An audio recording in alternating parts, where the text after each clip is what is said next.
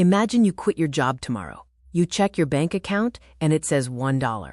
Most people would panic. Others would chase the latest crypto coin, dropshipping store, or AI side hustle. But if you actually wanted to build a real business empire, you'd do something much less exciting. You'd start with a mop. And ironically, that boring decision could lead to something far bigger. A fully automated cleaning business, powered by contracts, systems, and eventually robots. Today I'm going to show you exactly how that works. Section 1, the $1 thought experiment. Let's run a quick thought experiment. You have exactly $1. No investors, no fancy website, no startup capital. What business could you start tomorrow? Most online businesses fail because they depend on algorithms, ads, or viral luck. But there's a category of business that doesn't need any of that. It's commercial cleaning. And before you click away thinking this sounds boring, that's exactly the point. Boring businesses have three things trendy businesses don't: stability, recurring revenue, control. You're not chasing customers online. You're building a local system that pays every month. Section 2. The biggest mistake new founders make. Most new entrepreneurs fail before they even start. Not because the idea is bad, but because they start doing the wrong things first. They spend weeks registering LLCs, designing logos, building websites, printing business cards. It feels like progress, but it's actually sophisticated procrastination.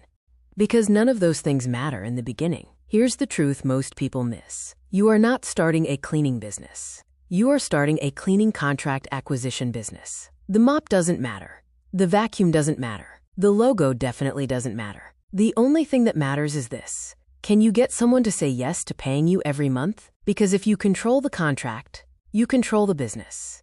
Section 3, the offline advantage. In a world obsessed with going viral, your biggest advantage is doing something almost nobody wants to do anymore: walking through the front door. Commercial cleaning is a local business, and most competitors rely on outdated websites, slow response times, inconsistent crews. That creates a massive opportunity.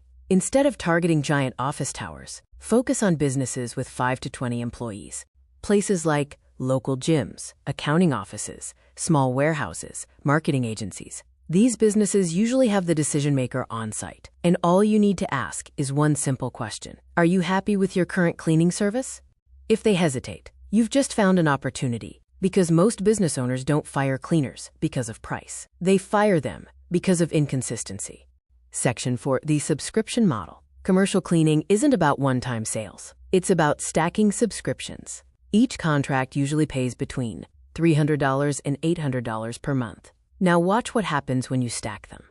One client, you make about $500 per month. It's fragile. One cancellation and you're back to zero. But something changes when you reach 3 clients.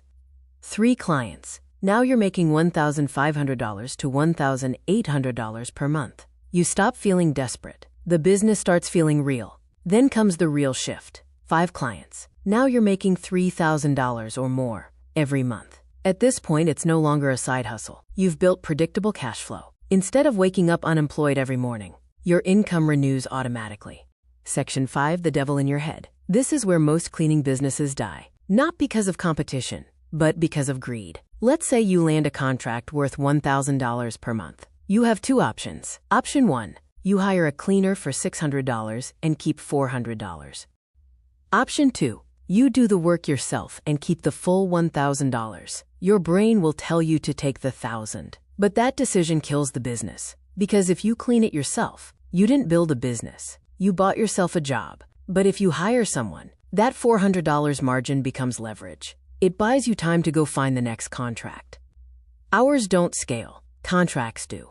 Section 6, building the robot empire. Once you start stacking contracts in the same area, something powerful happens. Your business becomes mathematical. 1 cleaner can handle about 4 contracts. 5 cleaners can handle 20 contracts. At that point, you're no longer thinking like a cleaner. You're thinking like a systems operator. And this is where the real evolution begins. Instead of relying only on labor, you start introducing automation.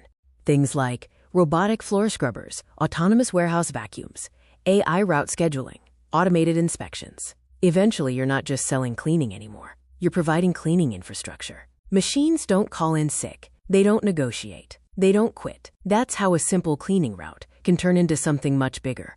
A robot-powered service empire.